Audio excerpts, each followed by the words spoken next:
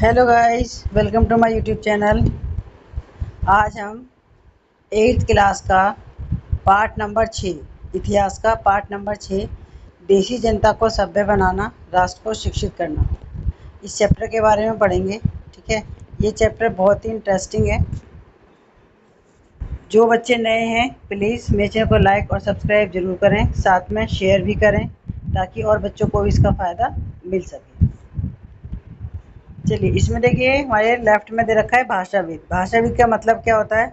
भाषाविद का मतलब होता है एक ऐसा व्यक्ति जो कई भाषाओं का जानकार और विद्यार्थी होता है। यानी कि जो व्यक्ति एक से ज़्यादा, यानी कि एक से ज़्यादा का मतलब कई भाषाओं को जानता है और स्टूडेंट होता है, उसे हम क्या बोलते हैं? भाषाविद बोलते हैं। चलिए पढ़ते हैं हम अपने पहले चैप्टर को। देखिए, जो इससे पहले के जो चैप्टर थे उसमें हमने ब्रिटिश शासन के कारण यहाँ के राजाओं और नवाबों, किसानों और आदिवासियों पर किस किस तरह के प्रभाव पड़े। ठीक है, इस अध्याय में हम यह समझने का प्रयास करेंगे कि इन चीज़ों से विद्यार्थियों के जीवन पर क्या असर पड़े। विद्यार्थियों के जीवन को समझना इसलिए ज़रूरी है क्योंकि भारत में अंग्रेज केवल भू क्षेत्र पर विजय और आय पर नियंत्रण ही नहीं चाहते थे, उन्हें लगता था कि उनका एक सांस्कृतिक मिशन भी है। वे मानते थे कि उन्हें देशी समाज को सभ्य बनाना है और उनके रीति रिवाजों और मूल्य मान्यताओं को बदलना है। ऐसा अंग्रेज मानते थे कि जो भारत के लोग हैं, हमें इन लोगों को, यानी कि जो अंग्रेज थे, अंग्रेज भारत के लोग को असभ्य मानते थे और वे मानते थे कि यानी कि जो हमारा समाज है वो असभ्य है और हम अंग्रेज मतलब उसको, हमारे देश को वो सभ्य बनाएंगे। ठीक है, और जो हमारे रीति रिवाज हैं और जो हमारे मूल्य हैं उनको भी वो बदलना चाहते थे। इसके लिए कौन से बदलाव लाए जाने थे? भारतीयों को शिक्षित, सभ्य और अंग्रेजों की सोच के मुताबिक अच्छी प्रजा बनाने के लिए कौन से कदम उठाने थे? अंग्रेजों के पास भी इन सवालों के कोई बने बनाए जवाब नहीं थे। इन सवालों पर कई दशक तक बहस चलती रही। देखिए, अब हम पढ़ते हैं कि जो अंग्रेज हैं, अंग्रेज शिक्षा को किस तरह से वो देखते थे। आइए सबसे पहले इस बात पर ध्यान दें कि शिक्षा के क्षेत्र में अंग्रेज क्या सोच रहे थे और शिक्षा के जो विचार हमें आज शायद सामान्य दिखाई देते हैं, वे पिछले 200 सालों में किस तरह विकसित हुए हैं। इस पड़ताल के दौरान हम इस बात पर भी विचार करेंगे कि भारतीयों ने ब्रिटिश विचारों पर कैसी प्रतिक्रिया दी और इस बारे में अंग्रेजों के विचार किस तरह विकसित हुए कि भारतीयों को कैसे पढ़ाया जाए। यानी कि हम इस बात पर भी चर्चा करेंगे कि अंग्रेज ये सोचते थे कि किस तरीके से भारतीयों को पढ़ाया जाए। हम बात करते हैं प्राच्यवाद की परंपरा। सन 1783 में विलियम जोन्स नाम के एक सज्जन कलकत्ता आए। उन्होंने ईस्ट इंडिया कंपनी द्वारा स्थापित किए गए सुप्रीम कोर्ट में जूनियर जज के पद पर तैनात किया गया। कानून का माहिर होने के साथ साथ जोन्स एक भाषाविद भी थे। उन्होंने ऑक्सफोर्ड में ग्रीक और लैटिन का अध्ययन किया था। वे फ्रेंच और अंग्रेजी जानते थे और अपने एक दोस्त से अरबी सीखने के अलावा फारसी भी सीख चुके थे। कलकत्ता में आने के बाद वे रोजाना घंटों संस्कृत विद्वानों के साथ बैठकर उनसे संस्कृत की बारीकियां, उसकी व्याकरण और संस्कृत काव्यों का अध्ययन करने लगे थे। कुछ ही समय में उन्होंने कानून, दर्शन, धर्म, राजनीति, नैतिकता, अंकगणित, चिकित्सा विज्ञान और अन्य विज्ञानों की प्राचीन भारतीय पुस्तकों का अध्ययन शुरू कर दिया। देखिए, ये हेनरी थॉमस कोलब्रुक का चित्र है। जोन्स ने पाया कि उस समय कलकत्ता में तैनात बहुत सारे अफसर भी उनके जैसी दिलचस्पियां रखते थे। हेनरी थॉमस कोलब्रुक और नैथानियल हॉलैंड भी भारतीय भाषाएं सीखकर संस्कृत व फारसी भाषाओं रचनाओं का अंग्रेजी में अनुवाद कर रहे थे। जॉन और कोलब्रुक भारत के प्रति एक खास तरह का रवैया रखते थे। वे भारत और पश्चिम दोनों की प्राचीन संस्कृतियों के प्रति गहरा आदर भाव रखते थे। उनका मानना था कि भारतीय सभ्यता प्राचीन काल में अपने वैभव के शिखर पर थी, परंतु बाद में उनका पतन होता चला गया। उनकी राय में भारत को समझने के लिए प्राचीन काल में लिखे गए यहाँ के पवित्र और कानूनी ग्रंथों को खोजना व समझना बहुत जरूरी था। उनका मानना था कि हिंदुओं और मुसलमानों के असली विचारों व कानूनों को इन रचनाओं के जरिए समझा जा सकता है और इन रचनाओं के पुनः अध्ययन से ही भारत के भावी विकास का आधार पैदा हो सकता है। इस तरह जोन्स और कोलब्रुक दोनों ही प्राचीन ग्रंथों को ढूंढने, उनकी व्याख्या करने, अनुवाद करने और ज़्यादा से ज़्यादा लोगों तक अपने नतीजे पहुंचाने में जुट गए। उन्हें विश्वास था कि यह परियोजना न केवल अंग्रेजों को भारतीय संस्कृति से सीखने में मदद देगी, बल्कि भारतीयों को भी अपनी विरासत को दोबारा अपनाने और अतीत के लुप्त वैभव को समझने में मदद देगी। इस प्रक्रिया में अंग्रेज भारतीय संस्कृति के अभिभावक और मालिक दोनों की भूमिकाएं निभा रहे थे। इन प्रयासों और विचारों से प्रभावित होकर कंपनी के बहुत सारे अधिकारियों ने दलील दी कि अंग्रेजों को पश्चिमी ज्ञान की बजाय भारतीय ज्ञान को प्रोत्साहन देना चाहिए। वे चाहते थे कि भारतीय ग्रंथों के अध्ययन को प्रोत्साहित करने और संस्कृत व फारसी साहित्य व काव्य पढ़ाने के लिए संस्थानों की स्थापना की जाए। इन अधिकारियों का ये भी मानना था कि हिंदुओं और मुसलमानों को वही पढ़ाया जाना चाहिए जिससे वे पहले से ही परिचित हैं, जिसे वे आदर और महत्व देते हैं। उन्हें अनजाने विषयों की शिक्षा न दी जाए। इन अफसरों की राय में केवल तभी अंग्रेज देशी जनता का दिल जीत सकते हैं, केवल तभी अजनबी शासक अपनी प्रजा से आदर की उम्मीद कर सकते हैं। इस बात को ध्यान में रखते हुए 1781 में अरबी फारसी इस्लामिक कानून के अध्ययन को बढ़ावा देने के लिए कलकत्ता में एक मदरसा खोला गया। कलकत्ता में मदरसा कब खोला गया था? तो ये खोला गया था 1781 में। और 1791 में बनारस में हिंदू कॉलेज की स्थापना की गई ताकि वहाँ प्राचीन संस्कृत ग्रंथों की शिक्षा दी जा सके। पूर्व की जघन्य गलतियाँ। 19वीं सदी की शुरुआत से ही बहुत सारे अंग्रेज अफसर शिक्षा के प्राच्यवादी दृष्टिकोण की आलोचना करने लगे थे। उनका कहना था कि पूर्वी समाजों का ज्ञान त्रुटियों से भरा हुआ और अवैज्ञानिक है। उनके मुताबिक पूर्वी साहित्य अगंभीर और सतही था, इसलिए उन्होंने दलील दी कि अंग्रेजों को अरबी और संस्कृत भाषा व साहित्य के अध्ययन को बढ़ावा देने पर इतना खर्चा नहीं करना चाहिए। प्राच्यवादियों पर हमला करने वालों में जेम्स मिल प्रमुख थे। उनका विश्वास था कि अंग्रेजों को देशी जनता को खुश करने और उसका दिल जीतने के लिए जनता की इच्छा के हिसाब से या उनकी भावनाओं को ध्यान में रखते हुए शिक्षा नहीं देनी चाहिए। उनकी राय में शिक्षा के जरिए उपयोगी और व्यवहारिक चीज़ों का ज्ञान दिया जाना चाहिए। इसलिए भारतीयों को पूर्वी समाजों के काव्य और धार्मिक साहित्य की बजाय ये पढ़ाया जाना चाहिए कि पश्चिम ने किस तरह की वैज्ञानिक और तकनीकी सफलताएं हासिल कर ली हैं। 1830 के दशक तक प्राच्यवादियों का विरोध और तीखा हो गया था। थॉमस बेबीगटन मैकाले इन आलोचकों में सबसे मुखर और प्रभावशाली विचारक थे। वे भारत को असभ्य देश मानते थे जिसे सभ्यता का पाठ पढ़ाना जरूरी था। भारत को असभ्य देश कौन मानता था? जो मैकाले था। ठीक है, इसका पूरा नाम था थॉमस बेबीगटन मैकाले और ये ऐसे व्यक्ति थे जो भारत को असभ्य देश मानता था। ठीक है, मैकाले के मुताबिक पूर्वी ज्ञान की कोई भी शाखा इंग्लैंड की प्रगति के समकक्ष नहीं थी। मैकाले का कहना था कि एक अच्छे यूरोपीय पुस्तकालय का केवल एक खाना ही भारत और यूरोप के समूची देशी साहित्य के बराबर है। उनका तर्क था कि भारत में ब्रिटिश सरकार को प्राच्यवादी ज्ञान पर सरकारी पैसा बर्बाद नहीं करना चाहिए क्योंकि इससे कोई फायदा होने वाला नहीं है। गहन ऊर्जा और आवेश पूर्वक मैकाले ने अंग्रेजी भाषा सिखाने की जरूरत पर जोर दिया।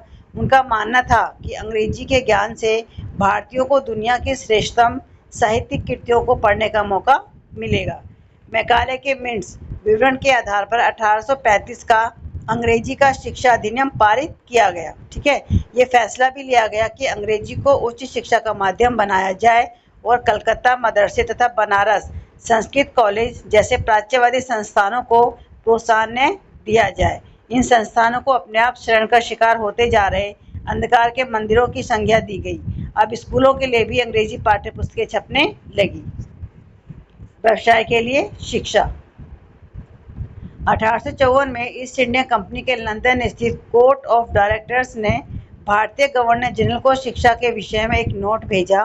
कंपनी के नियंत्रक मंडल के अध्यक्ष चार्ल्स वुड के नाम से जारी किए गए इस संदेश को वुड का नीति पत्र के नाम से जाना जाता है। इस दस्तावेज में भारत में लागू की जाने वाली शिक्षा नीति की रूपरेखा स्पष्ट करते हुए एक बार फिर दोहराया गया है कि प्राच्यवादी ज्ञान के स्थान पर यूरोपीय शिक्षा को अपनाने से कितने व्यवहारिक लाभ प्राप्त होंगे। इस दस्तावेज में यूरोपीय शिक्षा का एक व्यवहारिक लाभ आर्थिक क्षेत्र में बताया गया था। उसके मुताबिक यूरोपीय शिक्षा के माध्यम से भारतीयों को व्यापार और वाणिज्य के विस्तार से होने वाले लाभों को समझने और देश के संसाधनों के विकास का महत्व समझने में मदद मिलेगी। यदि उन्हें यूरोपीय जीवन शैली से अवगत कराया गया तो उनकी रुचियों और आकांक्षाओं में भी बदलाव आएगा और ब्रिटिश वस्तुओं की मांग पैदा होगी, क्योंकि तब यहाँ के लोग यूरोप में बनी चीज़ों को अपनाना और खरीदना शुरू कर देंगे। वुड के नीति पत्र में यह भी तर्क दिया गया था कि यूरोपीय शिक्षा से भारतीयों के नैतिक चरित्र का उत्थान होगा।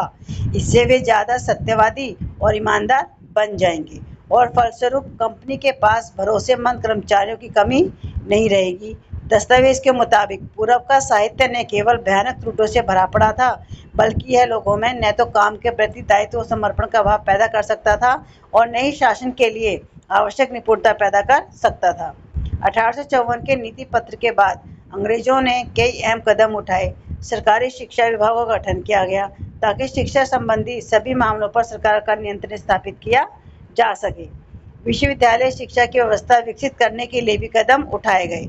1857 में जब मेरठ और दिल्ली में सिपाही विद्रोह कर रहे थे, उसी समय कलकत्ता, मद्रास और बम्बई विश्वविद्यालय की स्थापना की जा रही थी। अब हम बात करते हैं कि जो स्थानीय शिक्षाएं थी उनका क्या हुआ। इसमें विलियम एडम की जो रिपोर्ट है वो इम्पोर्टेंट है, ठीक है। 1830 के दशक में स्कॉटलैंड से आए ईसाई प्रचारक विलियम एडम ने बंगाल और बिहार के जिलों का दौरा किया। कंपनी ने उन्हें देसी स्कूलों में शिक्षा की प्रगति पर रिपोर्ट तैयार करने का जिम्मा सौंपा था। एडम ने जो रिपोर्ट तैयार की वह दिलचस्प थी। एडम ने पाया कि बंगाल और बिहार में 1 लाख से ज़्यादा पाठशालाएं हैं। ये बहुत छोटे छोटे केंद्र थे जिनमें आमतौर पर 20 से ज़्यादा विद्यार्थी नहीं होते थे। फिर भी इन पाठशालाओं में पढ़ने वाले बच्चों की कुल संख्या काफ़ी बड़ी यानी 20 लाख से ज़्यादा थी। ये पाठशालाएं संपन्न लोगों या स्थानीय समुदाय द्वारा चलाई जा रही थी। कई पाठशालाएं स्वयं गुरु द्वारा ही प्रारंभ की गई। शिक्षा का तरीका काफ़ी लचीला था। आप जिन चीज़ों की स्कूलों से उम्मीद करते हैं उनमें से कुछ चीज़ें उस समय की पाठशालाओं में भी मौजूद थीं। बच्चों की फीस निश्चित नहीं थी, छपी हुई किताबें नहीं होती थी, पाठशाला के लिए अलग से इमारत नहीं बनाई जाती थी, बेंच और कुर्सियां नहीं होती थी, ब्लैक बोर्ड नहीं होते थे, अलग से कक्षाएं लेने, बच्चों की हाजिरी लेने का कोई इंतजाम नहीं होता था। सालाना इम्तिहान और नियमित समय सारणी जैसी कोई व्यवस्था नहीं थी। यानी कि कुल मिला के जैसी शिक्षा व्यवस्था आज है ना, कि हमारे पास टाइम टेबल भी है, अलग से क्लासरूम भी है, बच्चों से फीस भी ली जाती है, किताबें भी हैं, ठीक है, बेंच भी होती हैं, कुर्सियाँ भी होती हैं। लेकिन बहुत टाइम पहले उस टाइम में इस तरह की ये सारी चीज़ें नहीं होती थी। कुछ पाठशालाएं बरगद की छाँव में ही चलती थी, तो कई गाँव की किसी दुकान या मंदिर के कोने में या गुरु के घर पर ही बच्चों को पढ़ाया जाता था। बच्चों की फीस उनके माँ बाप की आमदनी से तय होती थी। अमीरों को ज़्यादा और गरीबों को कम फीस देनी पड़ती थी। शिक्षा मौखिक होती थी और क्या पढ़ना है यह विद्यार्थियों की ज़रूरतों को देखते हुए गुरु ही तय करते थे। यानी कि जो अगर हम बात की जो सिलेबस होता है ना, वो सिलेबस नहीं होता था कि बच्चे को क्या पढ़ना है क्या नहीं पढ़ना है। हर एक बच्चे की ज़रूरत के हिसाब से जो टीचर होते थे, जो गुरु होते थे, वही ये तय करते थे कि बच्चे को क्या पढ़ना है। और विद्यार्थियों को अलग कक्षाओं में नहीं बिठाया जाता था, सभी जगह एक साथ बैठते थे। यानी कि अलग अलग कक्षाएं भी नहीं होती कि 6ठी क्लास है, 7वीं क्लास है, वहाँ पे सभी बच्चों को एक साथ नहीं बिठाया जाता था। और जो गुरु होते थे वो बच्चों से अलग अलग स्तर पे बात करते थे। एडम ने पाया कि यह लचीली प्रणाली स्थानीय आवश्यकताओं के लिए काफ़ी अनुकूल है। उदाहरण के लिए फसलों की कटाई के समय कक्षाएं बंद हो जाती थी, क्योंकि उस समय गांव के बच्चे प्राय खेतों में काम करने चले जाते थे। कटाई और अनाज निकल जाने के बाद पाठशाला दोबारा शुरू हो जाती थी। इसका परिणाम यह था कि साधारण काश्तकारों के बच्चे भी पढ़ाई कर सकते थे। बात करते हैं नए दिनचर्या और नए नियम। 19वीं सदी के मध्य तक कंपनी का ध्यान मुख्य रूप से उच्च शिक्षा पर था, इसलिए कंपनी ने स्थानीय पाठशालाओं के कामकाज में कभी ज़्यादा दखल नहीं दिया। 1854 के बाद कंपनी ने देशी शिक्षा व्यवस्था में सुधार लाने का फैसला किया। कंपनी का मानना था कि इसके लिए मौजूदा व्यवस्था के भीतरी बदलाव किए जा सकते हैं। कंपनी एक नई दिनचर्या, नए नियमों और नियमित निरीक्षणों के जरिए पाठशालाओं को और व्यवस्थित करना चाहती थी। इसके लिए क्या किया जा सकता था, कंपनी ने क्या कदम उठाए। सबसे पहले तो कंपनी ने बहुत सारे पंडितों को सरकारी नौकरी पर रख लिया। इनमें से प्रत्येक पंडित को 4 से 5 स्कूलों की देखरेख का जिम्मा सौंपा जाता था। पंडितों का काम पाठशालाओं का दौरा करना और वहां अध्यापन की स्थितियों में सुधार लाना था। प्रत्येक गुरु को निर्देश दिया गया कि वे समय समय पर अपने स्कूल के बारे में रिपोर्ट भेजें और कक्षाओं को नियमित समय सारणी के अनुसार पढ़ाएं। अब अध्यापन पाठ्य पुस्तकों पर आधारित होगा और विद्यार्थियों की प्रगति को मापने के लिए वार्षिक परीक्षाओं की रूपरेखा तैयार की जाने लगी। विद्यार्थियों से कहा गया कि वे नियमित रूप से शुल्क दें नियमित रूप से कक्षा में आएं, तय सीट पर बैठें और अनुशासन के नियमों का पालन करें। नए नियमों पर चलने वाली पाठशालाओं को सरकारी अनुदान मिलने लगे। जो पाठशालाएं नई व्यवस्था के भीतर काम करने को तैयार नहीं थी, उन्हें कोई सरकारी सहायता नहीं दी जाती थी। जिन गुरुओं ने सरकारी निर्देशों का पालन करने की बजाय अपनी स्वतंत्रता बनाए रखी, वे सरकारी सहायता प्राप्त और नियमों से चलने वाली पाठशालाओं के सामने कमजोर पड़ने लगी। राष्ट्रीय शिक्षा की कार्य सूची। केवल अंग्रेज अफसर ही भारत में शिक्षा के बारे में नहीं सोच रहे थे। 19वीं सदी की शुरुआत से ही भारत के विभिन्न भागों के बहुत सारे विचारक शिक्षा के व्यापक प्रसार की जरूरत पर जोर देने लगे। यूरोप में आ रहे बदलावों से कुछ भारतीयों का मानना था कि पश्चिमी शिक्षा भारत का आधुनिकीकरण कर सकती है। उन्होंने अंग्रेजों से आह्वान किया कि वे नए स्कूल, कॉलेज और विश्वविद्यालय खोलें तथा शिक्षा पर ज़्यादा पैसा खर्च करें। इस दिशा में हुए कुछ प्रयासों के बारे में हम जो पार्ट नंबर 8 है उसमें पढ़ेंगे। बहुत सारे भारतीय पश्चिमी शिक्षा के विरुद्ध थे। महात्मा गांधी और रविंद्रनाथ टैगोर इसी तरह के लोगों में से थे। यानी कि जो महात्मा गांधी और रविंद्रनाथ टैगोर जो थे ना, यानी कि जो पश्चिमी शिक्षा है, वो उन दोनों ने इसका बहुत बड़ा विरोध किया था। अंग्रेजी शिक्षा ने हमें गुलाम बना दिया है। देखिए, जो महात्मा गांधी थे, महात्मा गांधी का ये कहना था कि जो अंग्रेजी शिक्षा है उन्होंने हमें क्या किया है, हमें गुलाम बना दिया है। ठीक है, और भारतीयों के मस्तिष्क में हीनता का बोध पैदा कर दिया है। इसके प्रभाव में आकर यहाँ के लोग पश्चिमी सभ्यता को श्रेष्ठ मानने लगे हैं और अपनी संस्कृति के प्रति उनका जो गौरव भाव है वो नष्ट हो गया है। ये किसका मानना था? ये महात्मा गांधी का मानना था कि जो अंग्रेजी शिक्षा है उसने भारतीयों के दिमाग में हीनता की भावना पैदा कर दी है। ठीक है, और जो भारतीय लोग हैं वो पश्चिमी जो सभ्यता है उसको श्रेष्ठ मानने लगे हैं और जो हमारी अपनी संस्कृति है उसके प्रति उनका जो गौरव का जो भाव था वो नष्ट हो गया है। ठीक है, ये महात्मा गांधी का मानना था। महात्मा गांधी ने कहा था कि इस विषय में, इस शिक्षा में विष भरा है, यह पापपूर्ण है, इसने भारतीयों को दास बना दिया है, इसने लोगों पर प्रभाव डाला है। उनके मुताबिक पश्चिम से आने वाली हर चीज़ की प्रशंसा करने वाले इन संस्थानों में पढ़ने वाले भारतीय ब्रिटिश शासन को पसंद करने लगे थे। महात्मा गांधी एक ऐसी शिक्षा के पक्षधर थे जो भारतीयों के भीतर प्रतिष्ठा और स्वाभिमान का भाव पुनर्जीवित करे। इनकी महात्मा गांधी भारतीयों के लिए कैसी शिक्षा चाहते थे? वो ऐसी शिक्षा चाहते थे कि जिससे जो भारत के लोग हैं, ठीक है, भारतीयों के अंदर एक अलग से अपनी एक प्रतिष्ठा है और जो स्वाभिमान है उसका भाव पुनर्जीवित करे। राष्ट्रीय आंदोलन के दौरान उन्होंने विद्यार्थियों से आह्वान किया कि वे शिक्षा संस्थानों को छोड़ दें और अंग्रेजों को बताएं कि अब वे गुलाम बने रहने के लिए तैयार नहीं हैं। ठीक है, महात्मा गांधी की दृढ़ मान्यता थी कि शिक्षा केवल भारतीय भाषा में ही दी जानी चाहिए। उनके मुताबिक अंग्रेजी में दी जा रही शिक्षा भारतीयों को अपाहिज बना देती है। ठीक है, यानी कि जो महात्मा गांधी थे वो ये मानते थे कि भारत के जो लोग हैं उनको जो शिक्षा देनी चाहिए, कौन सी भाषा में देनी चाहिए?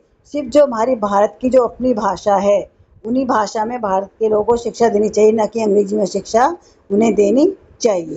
ये महात्मा गांधी का मानना था कि जो अंग्रेजी शिक्षा है वो भारतीय को क्या बना देगी? वो अपाहिज बना देगी। उसने उन्हें अपने सामाजिक परिवेश से काट दिया है और अपनी ही भूमि पर अजनबी बना दिया है। उनकी राय में विदेशी भाषा बोलने वाले, स्थानीय संस्कृति से घृणा करने वाले अंग्रेजी शिक्षित भारतीय अपनी जनता से जुड़ने के तौर तरीके भूल चुके थे। महात्मा गांधी का कहना था कि पश्चिमी शिक्षा मौखिक ज्ञान की बजाय केवल पढ़ने और लिखने पर केंद्रित है। उसमें पाठ्य पुस्तकों पर तो जोर दिया जाता है लेकिन जीवन अनुभवों और व्यवहारिक ज्ञान की उपेक्षा की जाती है। गांधी का तर्क था कि शिक्षा से व्यक्ति का दिमाग और आत्मा विकसित होनी चाहिए। देखिए, बहुत इंपॉर्टेंट है कि ये किसने कहा था कि शिक्षा से व्यक्ति का दिमाग और आत्मा विकसित होनी चाहिए। किसने कहा था? महात्मा गांधी ने कहा था। ठीक है, उनकी राय में केवल साक्षरता यानी पढ़ने और लिखने की क्षमता पा लेना ही शिक्षा नहीं होती। इसके लिए तो लोगों को हाथ से काम करना पड़ता है, हुनर सीखने पड़ते हैं और ये जानना पड़ता है कि विभिन्न चीज़ें किस तरीके से काम करती हैं। इससे उनका मस्तिष्क और समझने की क्षमता दोनों विकसित होंगे।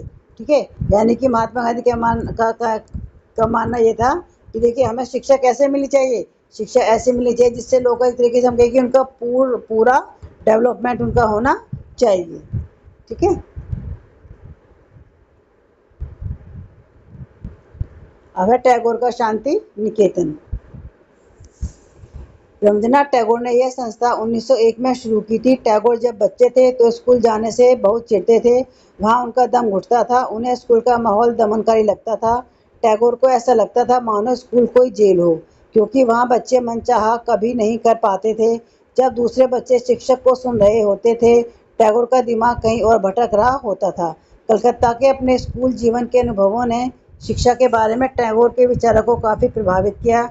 जब वे बड़े हुए तो उन्होंने एक ऐसा स्कूल खोलने के बारे में सोचा जहाँ बच्चे खुश रह सकें, जहाँ वे मुक्त और रचनाशील हों, जहाँ वे अपने विचारों और आकांक्षाओं को समझ सकें। टैगोर को लगता था कि बचपन का समय अपने आप सीखने का समय होना चाहिए। वह अंग्रेजों द्वारा स्थापित की गई शिक्षा व्यवस्था के कड़े और बंधनकारी अनुशासन से मुक्त होना चाहिए। शिक्षा कल्पनाशील हो, बच्चे को समझते हो और उनके अंदर उत्सुकता जानने की चाह विकसित करने में मदद दे। टैगोर के मुताबिक वर्तमान स्कूल बच्चे की रचनाशीलता, चकित होने के उसके स्वाभाविक गुण को मार देते हैं। टैगोर का मानना था कि सृजनात्मक शिक्षा को केवल प्राकृतिक परिवेश में ही प्रोत्साहित किया जा सकता है, इसलिए उन्होंने कलकत्ता से 100 किलोमीटर दूर एक ग्रामीण परिवेश में अपना स्कूल खोलने का फैसला लिया। उन्हें यह जगह निर्मल, शांति से भरी शांति निकेतन दिखाई दी, जहाँ प्रकृति के साथ जीते हुए बच्चे अपनी स्वाभाविक सृजनात्मक मेधा को और विकसित कर सकते थे। बहुत सारे मामलों में टैगोर और महात्मा गांधी शिक्षा के बारे में कमोवेश एक जैसी राय रखते थे, लेकिन दोनों के बीच फर्क भी था। गांधी जी पश्चिमी सभ्यता और मशीनों व प्रौद्योगिकी उपासना के कट्टर आलोचक थे। टैगोर आधुनिक पश्चिमी सभ्यता और भारतीय परंपरा के श्रेष्ठ तत्वों का सम्मिश्रण चाहते थे। उन्होंने शांति निकेतन में कला, संगीत और नृत्य के साथ साथ विज्ञान और प्रौद्योगिकी शिक्षा पर भी जोर दिया। इस प्रकार बहुत सारे लोग इस बारे में सोचने लगे थे कि एक राष्ट्रीय शिक्षा प्रणाली की रूपरेखा क्या होनी चाहिए। कुछ लोग अंग्रेजों द्वारा स्थापित की गई व्यवस्था में परिवर्तन चाहते थे। उनका मानना था कि इसी व्यवस्था को इस तरह फैलाया जाए कि उसमें ज़्यादा से ज़्यादा लोगों को पढ़ने के मौके मिलें। इसके विपरीत बहुत सारे लोग ऐसे भी थे जो एक वैकल्पिक व्यवस्था चाहते थे, ताकि बच्चों को सच्चे अर्थों में राष्ट्रीय संस्कृति की शिक्षा दी जा सके। कौन तय करे कि सच्चे अर्थों में राष्ट्रीय क्या होता है? इस राष्ट्रीय शिक्षा की बहस स्वतंत्रता के बाद भी जारी रही। चलिए, हमारे चैप्टर यहीं पे कंप्लीट हो गए। बहुत इंपॉर्टेंट, बहुत ही इंटरेस्टिंग, अच्छा चैप्टर था। ठीक है, तो प्लीज़ मेरे चैनल को लाइक और सब्सक्राइब जरूर करें, साथ में शेयर करना भी न भूलें, ताकि और बच्चों को भी इसका लाभ मिल सके। मिलते हैं आपसे नेक्स्ट वीडियो में। Thank you.